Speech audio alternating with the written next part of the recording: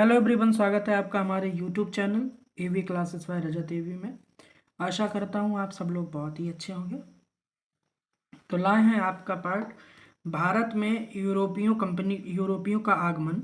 यानी ये जो है यहाँ से आपके आधुनिक भारत की शुरुआत होती है। इससे पहले हमने कवर किया है 1857 के विद्रोह को, वो भी आधुनिक भारत का ही एक पार्ट है। इसलिए वो कवर कर दिया था कि आपकी परीक्षाओं में उससे ज़्यादा क्वेश्चन पूछे जाते हैं। लेकिन आधुनिक भारत जो है, भारत का इतिहास, उसकी शुरुआत होती है भारत में यूरोपियों का आगमन।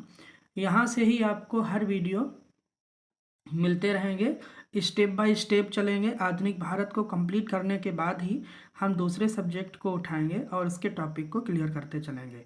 लेकिन आधुनिक भारत की जो बात की जाए, आधुनिक भारत की शुरुआत यहीं से है कि भारत में यूरोपियों का आगमन, यहीं से शुरुआत है हमारे आधुनिक भारत की। चलते हैं पहले पॉइंट की ओर। भौगोलिक खोजों में व व्यापारिक मार्गों में आविष्कार के लिए पुर्तगाली अग्रणी थे। पुर्तगाली किसमें अग्रणी थे? भौगोलिक खोजों में व व्यापारिक मार्गों में आविष्कार के लिए कौन अग्रणी थे? पुर्तगाली। हाईलाइट करते हुए चलें इनको। जो हम पढ़ा रहे हैं उसको वीडियो देखने के बाद अपने पॉइंट को नोट डाउन कर लें। इसकी प्रॉपर एक आप नोटबुक बना लें जिसमें आप नोट डाउन करते रहें। आपको वीडियो समय समय पर मिलते रहेंगे। जल्द से जल्द टॉपिक को कवर करेंगे और जल्दी से जल्दी आपको वीडियो देते रहेंगे, जिससे कि आप अपना पढ़ाई को और बेहतर बना सकें। 1486 ईस्वी में एक पुर्तगाली नाविक, कब? 1486 ईस्वी में एक पुर्तगाली नाविक, कौन? बार्थोलोम्यू डेज, जिसे बार्थोलोम्यू डियाज भी कहीं लिखा है, कहीं डेज भी लिखा है। तो यहाँ पे हम पढ़ेंगे बार्थोलोम्यू डेज, इसे डियाज भी कहते हैं, कहीं कहीं लिखा है बार्थोलोम्यू डियाज। तो बार्थोलोम्यू डेज ने अफ्रीका स्थित उत्तमाशा द्वीप, जिसे कहते हैं Cape of Good Hope, Cape of Good Hope खोज निकाला। तो Cape of Good Hope question बन सकता है कि केप ऑफ गुड होप किसने खोजा? बार्थोलोम्यू डियाज ने। ये कहाँ है? उत्तमाशा द्वीप अफ्रीका में स्थित है। कब आया था? 1486 ईस्वी में ये आया था। नेक्स्ट पॉइंट पे चलते हैं कि 1492 में स्पेन की सहायता से, 1492 में, याद रखना इस चीज को कि कब? 1492 ईस्वी में किसकी सहायता से? स्पेन की सहायता से कोलंबस नामक एक नाविक भारत की खोज के लिए अटलांटिक महासागर में जोखिम से भरी यात्रा प्रारंभ की। अंततः इसने अमेरिका की खोज की। कोलंबस आया था भारत खोजने के लिए, लेकिन यह अमेरिका को ही भूलवश भारत जान बैठा। भारत की खोज में आया था लेकिन अमेरिका की खोज हो गई। यह अमेरिका की खोज के लिए नहीं निकला था, ये भारत की खोज के लिए निकला था, लेकिन धोखे से अमेरिका को खोज लिया। तो अमेरिका की खोज किसने की? कोलंबस ने की। किसकी सहायता से की? स्पेन की सहायता से की। और कब की? 1492 ईस्वी की बात हो रही है। अटलांटिक महासागर में, महासागर वैसे भी जोखिम भरे होते हैं, उस समय इतनी टेक्नोलॉजी नहीं थी, शिप वगैरह नहीं थे, तो वो नावों के द्वारा आते थे जिसमें सालों साल लग जाते थे एक देश से दूसरे देश जाने के लिए। लेकिन 1498 ईस्वी में पुर्तगाली नाविक वास्को डिगामा उत्तमाशा अंतरीप के रास्ते से होकर भारत पहुंचा। उत्तमाशा यानी कि केप ऑफ गुड होप के रास्ते कौन आया? वास्को डिगामा आया। किस रास्ते? केप ऑफ गुड होप, जिसको बार्थोलोम्यू डेज ने खोजा था। इसी रास्ते से कौन आया? इस रास्ते से आया आपका वास्को डिगामा। वास्को डिगामा जो है केप ऑफ गुड होप के रास्ते से ही आया। उत्तमाशा अंतरीप से होकर भारत पहुंचा। कब आया ये? 1498 ईस्वी में। आगे इसकी और भी बात करेंगे, थोड़ा डिटेल में देंगे वास्को डिगामा को, लेकिन इससे पहले आप ये एक चार्ट बनाएं ऐसा और इसको नोट डाउन करें। पुर्तगाली वर्ष, यानी पुर्तगाली कब आए? 1498 ईस्वी में आए। दे देते हैं सीरीज में कि पहले कौन आया। पुर्तगाली, डच, ब्रिटिश, डेनिश, फ्रांसीसी, ये आपका क्रम है जिस क्रम में आए। क्रम में दे देते हैं एग्जाम में, अक्सर यही पूछा जाता है कि पहले कौन आए। निम्नलिखित को सही क्रम में लगाए। तो पुर्तगाली 1498 ईस्वी में आए। कब आए? याद रखना इस बात को, 1498 में आए। और कंपनी का नाम था इनका एस्तादो दा इंडिया। डच जो आए हैं 1605 ईस्वी में आए हैं। विरिंग दे ओस्ट इंडिशे, ये इतना इम्पोर्टेंट नहीं है कि आप कंपनी का नाम याद रखो, लेकिन ये इम्पोर्टेंट है कि इनका सीरियल ये किस क्रम में आए। ब्रिटिश 1608 ईस्वी में, the governor and the company of merchant of the London trading into the East Indies. Danish 1616 में आए, डेनिस ईस्ट इंडिया कंपनी, और फ्रांसीसी 1667 में आए, जिसे कंपनी द इंड ओरिएंटल। पुर्तगाली, डच, ब्रिटिश, डेनिश, फ्रांसीसी, ये आपका सीरीज है कि भारत में यूरोपियों के आगमन का क्रम, यही क्रम से आपको तैयार करना है। चलते हैं नेक्स्ट पेज की ओर।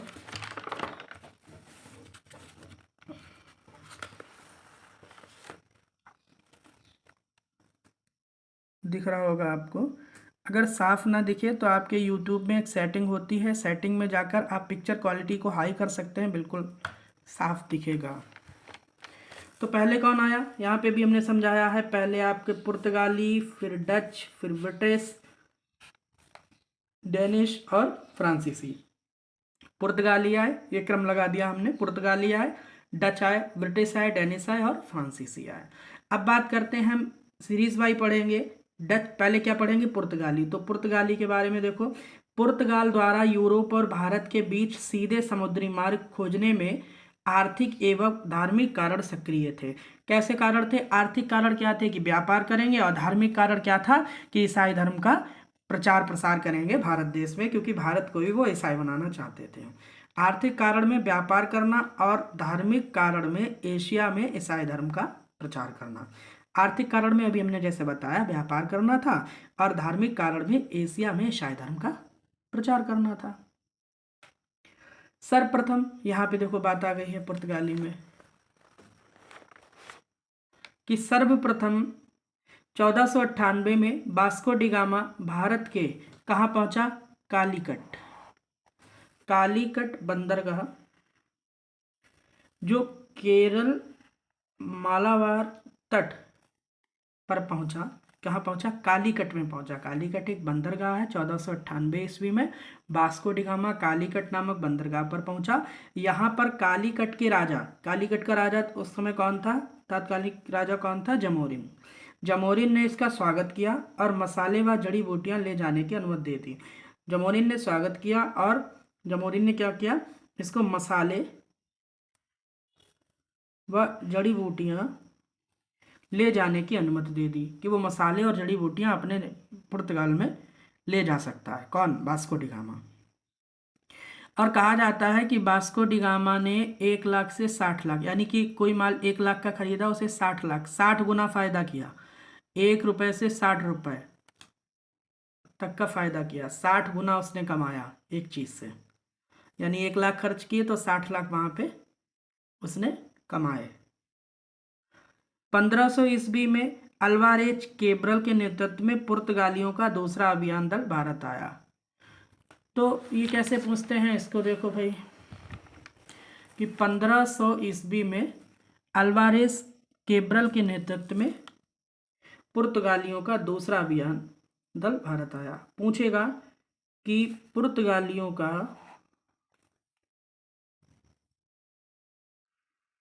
दूसरा अभियान दल भारत कब आया, तो कब आया, 1500 ईस्वी में आया। नेतृत्व पूछे तो अल्वारेज क्रेवल के नेतृत्व में पुर्तगालियों का दूसरा अभियान भारत आया। चलते हैं नेक्स्ट। 1502 ईस्वी में वास्को डी गामा पुनः भारत आया। ये बहुत इंपॉर्टेंट है कि पूछ लेते हैं कि पहली बार वास्को डी गामा कब आया, तो आपको पता है कि 1498 ईस्वी में आया। और दूसरी बार कब आया, 1502 ईस्वी में वास्को डी गामा फिर से आया, पुनः भारत आया। कौन आया, 1502 में पुनः, इंपॉर्टेंट पॉइंट है, पुनः भारत आया।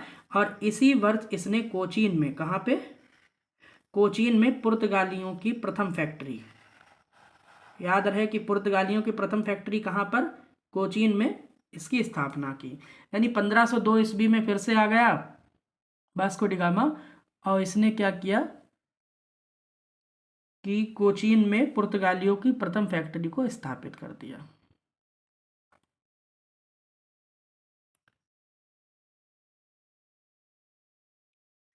नेक्स्ट, 1505 ईस्वी में पुर्तगाली सरकार ने एक नई नीति अपनाई जिसके कारण भारत में एक गवर्नर की नियुक्ति की गई।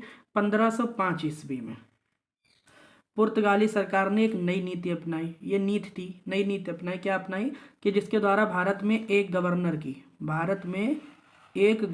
की नियुक्ति की गई। गवर्नर की अगर मान्यता की जाए तो कब से हुई?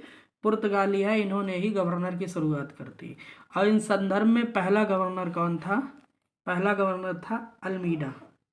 अल्मीडा जो था पुर्तगाली का पहला गवर्नर था। 1505 ईस्वी में पुर्तगाली सरकार ने एक योजना निकाली जिसके तहत अल्मीडा जो था पहला गवर्नर बन गया। चलते हैं नेक्स्ट। अल्मीडा के बारे में देखिए। अल्मीडा 1505 से 1509 ईस्वी अल्मीडा ने कोचीन का दुर्गीकरण करवाया। कहाँ का?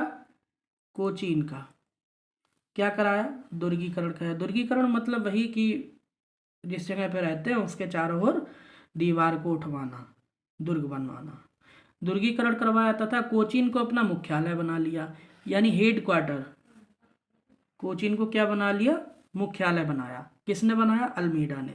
और अल्मीडा कौन था? ये पहला गवर्नर था, पुर्तगाली का पहला गवर्नर था अल्मीडा। और गवर्नर की शुरुआत कब से होती है? पुर्तगालियों से ही गवर्नर की शुरुआत हुई, जो कि 1505 ईस्वी में हुई। नेक्स्ट, अल्बुकर्क 1505 से 1515 ईस्वी। अल्बुकर्क भारत में पुर्तगाली सत्ता का वास्तविक संस्थापक। ये याद रखना पॉइंट बहुत ही इम्पोर्टेंट है। अल्बुकर्क भारत में पुर्तगाली सत्ता का वास्तविक संस्थापक। ऐसे पूछते हैं डायरेक्ट कि भारत में पुर्तगाली सत्ता का वास्तविक संस्थापक कौन था? तो 4 ऑप्शन दिए जाएंगे जिसमें एक होगा आपका अल्बुकर्क। तो Albuquerque is the right answer. Albuquerque जो है वह अल्बुकर्क भारत में पुर्तगाली सत्ता का वास्तविक संस्थापक था। इसने 1510 में बीजापुर से गोवा को जीत लिया और किलेबंदी कराई। 1510 में इसने बीजापुर से गोवा को जीत लिया था। चलते हैं नेक्स्ट, वास्को डी गामा। फिर से देखो, ये पुर्तगालियों की बात हो रही तो वास्को डी गामा भी आएगा, अल्बुकर्क, अल्मीडा सब आएगा, नूनो दा कुन्हा भी आएगा। तो वास्को डी गामा 1524 से 1529। वास्को डी गामा 1524 से 1529 तक यहाँ का गवर्नर रहा। अब बात की जा रही है वास्को डी गामा के गवर्नर रहने की। तो गवर्नर के लिए वास्को डी गामा को फिर से लिया गया। 2 बार आप पीछे पड़ चुके हो वास्को डी गामा के बारे में, लेकिन फिर से कब तक रहा? 1524 से 1529 ईस्वी तक यह गवर्नर रहा। और 1529 में गोवा में इसकी मृत्यु हो गई। मृत्यु कब हुई वास्को डी गामा की? 1529 में। कहाँ हुई? गोवा में हुई। ये इंपॉर्टेंट है आपका कि 1529 में मृत्यु हुई, कहाँ हुई? गोवा में हुई। गोवा में ही वास्को डी गामा की कब्र बनाएगी। मोस्ट इंपॉर्टेंट है कि पूछ लेता है वास्को डी गामा की कब्र कहाँ है। तो पुर्तगाली नाविक जो कि 1498 में आया था, राजा जमोरिन ने स्वागत किया था। 1502 में पुनः भारत आया था और इसने पुर्तगाली की प्रथम फैक्ट्री लगाई थी। वही वास्को डी गामा 1524 से 29 के बीच भारत का गवर्नर रहा और 29 में उसकी मृत्यु हो जाने के उपरांत गोवा में उसको, यानी किसको? वास्को डी गामा को गोवा में इसकी कब्र बना दी गई, यहीं पे इसे दफना दिया गया। सेंट जेवियर ईसाई संत की कब्र भी गोवा में है। पूछ लेते हैं कि सेंट जेवियर ईसाई संत जो हैं इनकी कब्र कहाँ है? गोवा में है। यहाँ तक क्लियर हुआ। नेक्स्ट चलते हैं, नूनो दा कुन्हा 1529 से 1538 ईस्वी है अल्बुकर्क का वास्तविक उत्तराधिकारी था। अल्बुकर्क का वास्तविक उत्तराधिकारी इतना इम्पोर्टेंट नहीं है, लेकिन हमने पॉइंट टू पॉइंट कवर किया है और जो आपका हाईलाइटेड है वह मोस्ट इम्पॉर्टेंट है बस।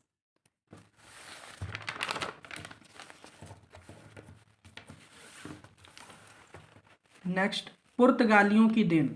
अब देखते हैं पुर्तगाली ने क्या दिया। भारत में प्रेस यानी छापाखाना पुर्तगालियों की देन है। याद रखना किसकी देन है? पुर्तगालियों की। पूछ लेता है डायरेक्ट कि भारत में प्रेस यानी छापाखाना पुर्तगालियों की ही देन है। प्रिंटिंग प्रेस वगैरह पुर्तगाली की ही देन है। तंबाकू की खेती सर्वप्रथम 1508 में दक्षिण भारत में पुर्तगालियों ने शुरू करवाई। तंबाकू की खेती कब? 1508 में। कहाँ? दक्षिण भारत में। किसने शुरू कराई? पुर्तगालियों ने शुरू कराई। फिर उत्तर भारत में शाहजहां के काल में आई। तंबाकू की खेती किसने शुरू कराई? खेती सर्वप्रथम 1508 ईस्वी में। ये बेसिक कॉमन नॉलेज है, ये होना चाहिए, इसलिए हाईलाइट किए दे रहे हैं। दक्षिण भारत में पुर्तगालियों ने शुरू कराई। और ये इंपॉर्टेंट है कि तंबाकू खेती उत्तर भारत में किसके शासनकाल में आई? तो शाहजहां के शासनकाल में आई। ये इंपॉर्टेंट पॉइंट है। किसके शासनकाल में तंबाकू की खेती भारत आई? तो शाहजहां के शासनकाल में। जो शाहजहां है ये एक मुगल शासक हैं। भारत में पपीता, अनानास, लीची, संतरा, आलू, शकरकंद, मूंगफली, काजू और बादाम की खेती पुर्तगालियों की देन है। यानी ये भी सब क्या है? पुर्तगालियों की ही देन है। प्रमुख पुर्तगाली गवर्नर देख लो एक बार। पुर्तगाली गवर्नर जो प्रमुख थे उसमें कौन कौन? प्रमुख पुर्तगाली गवर्नर में आपका अल्मीडा, अल्बुकर्क और नुनो दा कुन्हा, इनको प्रमुख पुर्तगाली गवर्नर के नाम से जाना जाता है। अब आते हैं यहाँ पे पुर्तगालियों की टॉपिक हुआ समाप्त। अब चलते हैं आगे डच की ओर। दूसरा हमारा कौन था? पुर्तगाली के बाद कौन आए? डच आए। तो डच में देखिएगा, डच हॉलैंड या नीदरलैंड के निवासी थे। हॉलैंड नीदरलैंड एक ही बात है। कहाँ के निवासी थे? डच। डच कहाँ के निवासी थे? हॉलैंड नीदरलैंड के निवासी थे। सर्वप्रथम 1605 ईस्वी ने डचों ने मूसलीपट्टनम में इन्होंने अपनी पहली फैक्ट्री स्थापित की। पूछ लेता है डच ने अपनी पहली फैक्ट्री कब? सर्वप्रथम 1605 ईस्वी में। कहाँ स्थापित की? तो मूसलीपट्टनम में स्थापित की थी डचों ने अपनी पहली फैक्ट्री। अब क्या पूछ लेता है? आधुनिक भारत में पूछ लेता है स्वर्ण पगोडा क्या था? स्वर्ण पगोडा क्या था? तो सोने की मुद्रा थी ये स्वर्ण पगोडा, ये सोने की मुद्रा थी। 1653 में डचों ने बंगाल स्थित चिंसुरा, दिख रहा होगा आपको, 1653 में डचों ने बंगाल स्थित चिंसुरा में अपनी फैक्ट्री स्थापित की। बंगाल में यह डचों का सबसे बड़ा केंद्र था। बंगाल में सबसे बड़ा डचों का केंद्र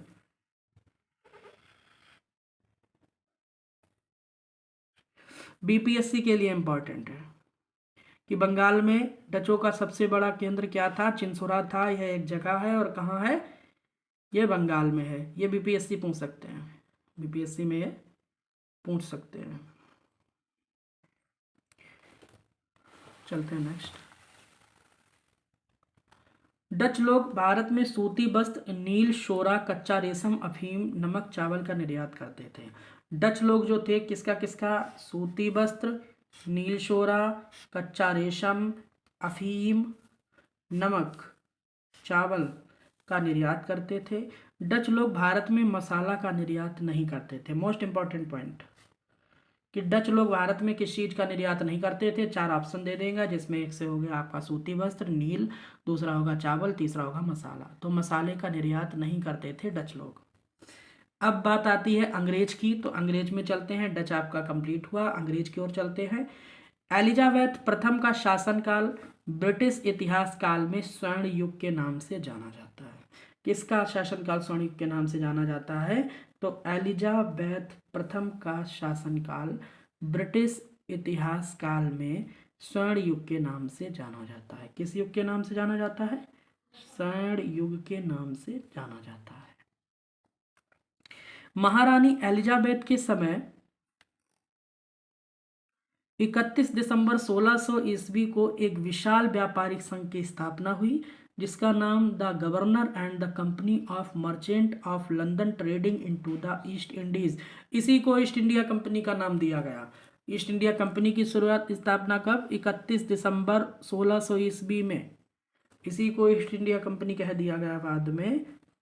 इसका लॉन्ग नाम था, शुरुआती का नाम जो था शुरुआत का इतना लंबा था, बहुत लंबा नाम है, याद करना भी मुश्किल हो जाएगा। तो ईस्ट इंडिया कंपनी फिर हुआ इसका नाम। कंपनी की पहली यात्रा 1601 में हुई, जब कंपनी के जहाज इंडोनेशिया पहुंचे। कंपनी की पहली यात्रा कब हुई? 1601 ईस्वी में। यहाँ पे इंपॉर्टेंट है नेक्स्ट पॉइंट में कि सर प्रथम 1608 में कैप्टन हॉकिंस के नेतृत्व में कंपनी का पहला प्रतिनिधि मंडल, किसके नेतृत्व में? कैप्टन हॉकिंस के नेतृत्व में। कब? सर्वप्रथम 1608 ईस्वी में। कंपनी का पहला प्रतिनिधित्व मंडल हेक्टर नामक जल जहाज से भारत में कहाँ पहुंचा? सूरत पहुंचा, और यहाँ पर अंग्रेजों की पहली अस्थाई फैक्ट्री की स्थापना हुई। अंग्रेजों की पहली अस्थाई फैक्ट्री की स्थापना कब हुई? 1608 ईस्वी में हुई। ये पॉइंट इंपॉर्टेंट है। कहाँ हुई? सूरत में हुई। कौन आया था? कैप्टन हॉकिंस आया था। किस जहाज से आया? तो हेक्टर नामक जल जहाज से आया था कैप्टन हॉकिंस। सर्वप्रथम 1608 में सूरत में अंग्रेज की पहली कंपनी स्थापित की गई। 1608 ईस्वी में कहाँ पर? सूरत में। कैप्टन हॉकिंस सूरत से जहांगीर के दरबार पहुंचा। कैप्टन हॉकिंस कहाँ पहुंचा? कैप्टन हॉकिंस जो था वह सूरत से, भाई सूरत में आया तो कहाँ पहुंचा? जहांगीर के दरबार में पहुंचा। जहांगीर ने इसे 400 मनसब तथा खान इंग्लिश खान या इंग्लिश खान की उपाधि दी। किसकी उपाधि दी? खान इंग्लिश खान की उपाधि दी। पूछ सकते हैं आपसे कि जहांगीर ने किसे खान या इंग्लिश खान की उपाधि दी? तो किसे दी? कैप्टन हॉकिंस को दी। 1613 में स्थायित्व प्राप्त हुआ। जो 1613 में स्थायित्व किसे प्राप्त हुआ? 1613 में स्थायित्व प्राप्त हुआ कंपनी को, जो 1608 ईस्वी में सर्वप्रथम आई और सूरत में अस्थायी रूप से, कैसे? अस्थाई फैक्ट्री के रूप में स्थापना इसकी हुई, वो 1613 में, यानी 5 साल के अंतराल में ही इसे स्थायित्व कर दिया गया कि अब ये स्थायी कंपनी हो गई, ये अस्थाई कंपनी नहीं रही। चलते हैं नेक्स्ट।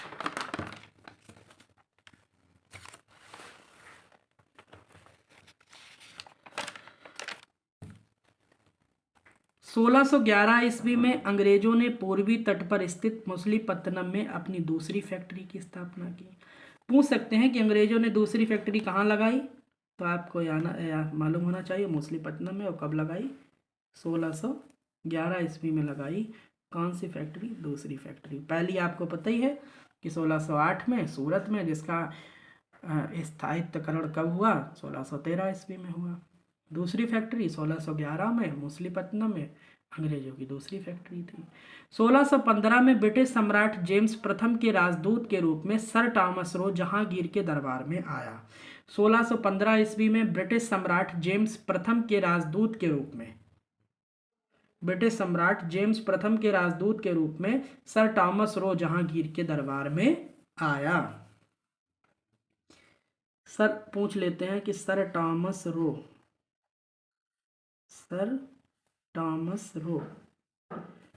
किसके दरबार में आया? जहांगीर के दरबार में आया। कब आया? 1615 ईस्वी में, जो ब्रिटिश सम्राट जेम्स प्रथम के राजदूत के रूप में। किसमें? ब्रिटिश सम्राट जेम्स प्रथम के राजदूत के रूप में आया था। कौन? सर टॉमस रो जहांगीर के दरबार में आया। यह 3 वर्षों तक जहांगीर के दरबार में रहा। इंपॉर्टेंट पॉइंट यह है कि 1615 में ब्रिटिश सम्राट जेम्स प्रथम के राजदूत के रूप में सर टॉमस रो जहांगीर के दरबार में आया। Is that solve? यानी सर टॉमस रो किसके दरबार में आया? जहांगीर के दरबार में। सर टॉमस रो किसका राजदूत था? तो जेम्स प्रथम का राजदूत था। बस। कब आया? 1615 में आया। ये इंपॉर्टेंट है। 1632 ईस्वी में अंग्रेजों ने गोलकुंडा के सुल्तान अब्दुल्ला कुतुब शाह से 500 पाउंड वार्षिक कर देने के बदले गोलकुंडा के सभी बंदरगाहों से व्यापार करने का अधिकार प्राप्त कर लिया। कौन सुल्तान था गोलकुंडा का? तो इसको देखो, अब्दुल्ला कुतुब शाह था। 500 में, मात्र 500 पाउंड में वार्षिक कर देने के बदले में गोलकुंडा के सभी बंदरगाहों से व्यापार करने का अधिकार प्राप्त कर लिया कि अब गोलकुंडा के सभी बंदरगाहों से व्यापार कर सकता था। लाभकारी फरमान होने के कारण इसे सुरहना फरमान भी जाना जाता है। पूछ लिया जाता है कि इतिहास में सुनहरा फरमान के नाम से किसे जाना जाता है?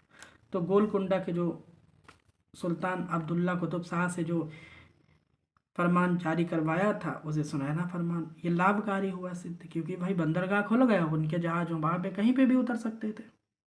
इस बात की तो वो पैसे ही दिए थे, 500 पाउंड वार्षिक कर देने।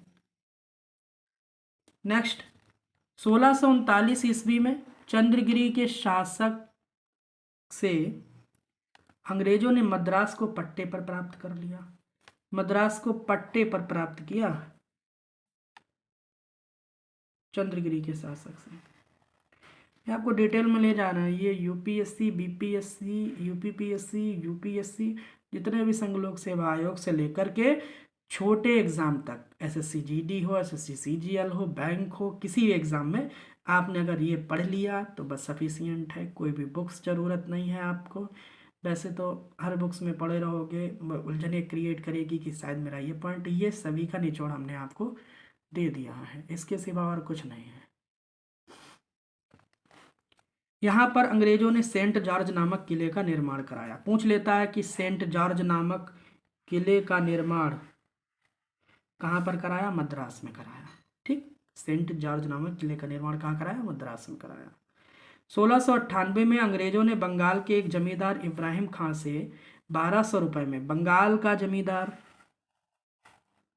नाम इब्राहिम खां से 1200 रुपए में 3 गांव की जमींदारी खरीद ली। 1200 रुपये देकर 1698 ईस्वी में अंग्रेजों ने बंगाल के एक जमींदार इब्राहिम खां से 1200 रुपये देकर 3 गांव की जमींदारी खरीद ली। और ये 3 गांव कौन से थे? गोविंदपुर, सुतानाती और कोलकाता, जिसे कलिकाता के नाम से, कलिकाता लिखते हैं लेकिन कोलकाता।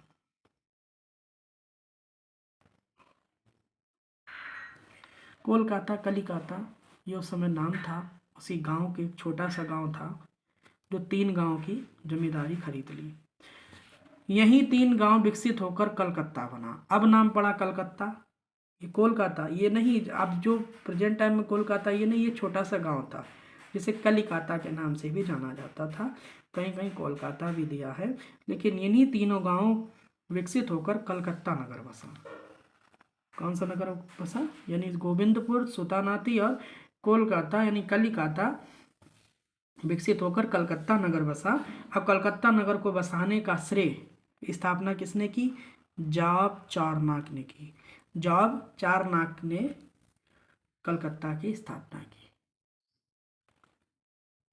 नेक्स्ट चलते हैं। किसी भी तरह का आपका डाउट हो तो कमेंट्स बॉक्स में पूछ लीजिएगा। 1700 ईस्वी में कलकत्ता में फोर्ट विलियम किले का निर्माण हुआ। फोर्ट विलियम किले का निर्माण कब हुआ? 1700 ईस्वी में। कहाँ हुआ? कलकत्ते में हुआ, यानी सॉरी कलकत्ता में हुआ, कोलकाता में फोर्ट विलियम किले का निर्माण हुआ। फोर्ट विलियम का प्रथम अध्यक्ष कौन था? सर चार्ल्स आयर जो था वह फोर्ट विलियम का प्रथम अध्यक्ष था। याद रखना फोर्ट विलियम कॉलेज कहाँ है? फोर्ट विलियम कहाँ है? कलकत्ता। कब? 1700 में निर्माण हुआ। 1715 में कंपनी का एक प्रतिनिधित्व मंडल जॉन सरमन की अध्यक्षता में मुगल सम्राट फर्रुखशियर के दरबार में आया। इस प्रतिनिधि मंडल में हैमिल्टन नामक एक चिकित्सक भी था। याद रहे कि हैमिल्टन नामक चिकित्सक जो था, हैमिल्टन ने फर्रुखशियर को गंभीर रोग से बचाया। किस चिकित्सक ने फर्रुखशियर को गंभीर रोग से बचाया था? पूछ लेता है कि फर्रुखशियर भी मुगल शासक है। फर्रुखशियर को गंभीर रोग से किसने बचाया था? तो हैमिल्टन नामक एक चिकित्सक था जिसने प्रतिनिधित्व मंडल में आया था, उसने फर्रुखशियर को बचाया। देख लेते हैं कि अंग्रेजों द्वारा भारत में स्थायी फैक्ट्रियां दे दी हैं हमने लिखकर, लेकिन फर्स्ट और सेकंड इंपॉर्टेंट है कि पहली फैक्ट्री कब, देखो वर्ष और स्थान समझाते हैं यहाँ पे। 1608 में पहली फैक्ट्री सूरत अस्थायी रूप से, ठीक 1608 में सूरत अस्थायी रूप से, लेकिन स्थायित्वकरण कब हुआ? स्थापित कब हुई, स्थापित कब हुआ, 1613 में हुआ। दूसरा आपका 1611 में मछलीपट्टनम में। फिर आपको पढ़ लेना है, हाईलाइट नहीं करेंगे हम यहाँ पे। 1616 ईस्वी में अहमदाबाद, बुरहानपुर आगरा में। बुरहानपुर कहाँ पे, आगरा में। ऐसे कर सकते हो, यहाँ पे लिखना, तो इस ब्रैकेट का मतलब होगा कि बुरहानपुर आगरा में। 1632 में गोलकुंडा में। 1633 में बालासोर हरिहरपुर जो उड़ीसा में है। 1639 में मद्रास में। 1651 में हुगली में। 1669 में बम्बई में। और 1700 ईस्वी में कलकत्ता में। ये बस यहाँ से इनका स्टार्ट हुआ 1608 से, और 1608 से स्टार्ट हुआ 1700 ईस्वी तक ये इनका जो था चलता रहा। इम्पॉर्टेंट ये है कि 1608 में अंग्रेजों की पहली फैक्ट्री आई जो अस्थायी रूप से रही। स्थायित्वकरण इसका 1613 में हुआ। और दूसरी फैक्ट्री कब आई, मछलीपट्टनम में 1611 ईस्वी में। चलते हैं नेक्स्ट पेज की ओर। बस थोड़ा सा ही बचा है, ये टॉपिक पूरा कंप्लीट हो जाएगा। पढ़ते रहिएगा। देखिए पढ़ाई जो है, आप पढ़ाई का वीडियो नहीं देख पाओगे, थोड़ी देर देखोगे मन भटक जाता है, इसको कहते हैं भटकाओ। पढ़ाई से अभी भटकोगे तो आगे फिर भटकना ही पड़ेगा ज़िंदगी भर। तो ज़िंदगी भर के लिए ना भटकें, इसके लिए आज थोड़ा पढ़ लें मन लगा कर, नहीं तो फिर भटकना तो है ही। फिर पछताओगे। फिर जब पछताए हो तब पछताए होत का जब चिड़िया चुग गई खेत। उसके बाद कुछ पछतावे से फ़ायदा नहीं, तो अभी पढ़ लो। डेनिस डेनमार्क के निवासी थे। डेनिस कहाँ के निवासी थे, सीधा सीधा है कि डेनमार्क के निवासी थे। कौन, डेनिस के निवासी थे, जो 1616 ईस्वी में भारत आया और बंगाल स्थित सेसारामपुर में अपनी बस्ती स्थापित की। यहीं भारत में इनका मुख्य केंद्र था। सेसारामपुर जो है बंगाल में इनका मुख्य केंद्र था। इतना पूछता नहीं है डेनिस वगैरह से, लेकिन हमने कवर कर दिया है। अब देखते हैं next, British east India company से संबंधित तथ्य। भारत आने वाला पहला प्रथम अंग्रेज, इंपॉर्टेंट है कि भारत आने वाला पहला प्रथम अंग्रेज कौन था, जॉन मिल्डेन हॉल था। भारत आने वाला प्रथम अंग्रेज, पहला अंग्रेज कौन था, जॉन मिल्डेन हॉल था। गेराल्ड ऑंगियार को बंबई का संस्थापक माना जाता है। बंबई का संस्थापक कौन, गेराल्ड ऑंगियार जो है वह बंबई का संस्थापक माना जाता है। ये पॉइंट याद रखना, पूछता नहीं है फिर भी एग्जाम टफ करने के लिए पूछ सकता है। अपना पार्ट है, सिलेबस में है तो पूछ भी सकता है। अंग्रेज कंपनी की प्रथम प्रेसिडेंटी की स्थापना सूरत में हुई। ये तो आपको बता ही चुके हैं, 1608 में अस्थायी रूप से। 1613 में इसका स्थायित्वकरण कर दिया गया। जहांगीर ने कैप्टन हॉकिंस को इंग्लिश कहाँ की उपाधि दी, ये भी आपको पता है किसने उपाधि दी, जहांगीर ने दी। कैप्टन हॉकिंस की उपाधि दी, कैप्टन हॉकिंस को इंग्लिश कहाँ की उपाधि दी। लास्ट टॉपिक है और यहीं पे हमारा आज का सेशन जो है वह पूरा हो जाएगा। फ्रांसीसी ईस्ट इंडिया कंपनी की स्थापना लुई 14 यानी लुई 14वें, ये रोमन में लिखा है 14 नंबर, के शासनकाल में इसके मंत्री कोलबर्ट के प्रयासों से 1664 में हुई। इंपॉर्टेंट ये रहे कि फ्रांसीसी ईस्ट इंडिया कंपनी की स्थापना किसके शासनकाल में हुई, फ्रांसीसी ईस्ट इंडिया कंपनी की स्थापना किसके शासनकाल में हुई, तो लुई 14 के शासनकाल में हुई। यही मोस्ट इंपॉर्टेंट है। फ्रांसीसी ने सूरत में पहली फैक्ट्री, इन्होंने भी अंग्रेज की भांति सूरत में पहली फैक्ट्री अपनी खोली। किसने, फ्रांसीसी ने सूरत में पहली फैक्ट्री खोली। 1701 में फ्रांसीसियों ने पौंडीचेरी को अपना मुख्यालय बनाया और यहाँ का पहला गवर्नर फ्रांसिस मार्टिन था। तो इतना भी आज के लिए। इस लाइक शेयर सब्सक्राइब करना ना भूलें, बेल आइकन पर प्रेस कर लें जिससे मेरे आगामी वीडियो आपको मिलते रहें। अगर आपके कोई विचार हो तो हमारे कमेंट बॉक्स में करना ना भूलें। मॉडर्न हिस्ट्री का चल रहा है, मॉडर्न हिस्ट्री ही पूरी कंप्लीट करने के बाद हम अगले ही पॉलिटी वगैरह या फिर कुछ और नया सब्जेक्ट लेके आएंगे जिससे कि आपको पढ़ाई में और भी आसानी होगी। तो इसी तरह हमसे जुड़े रहें, सपोर्ट करते रहें, लाइक शेयर करना ना भूलें। आपकी तरह औरों का भी भला हो। तो फिर आज के लिए इतना ही। Thank you for watching this video.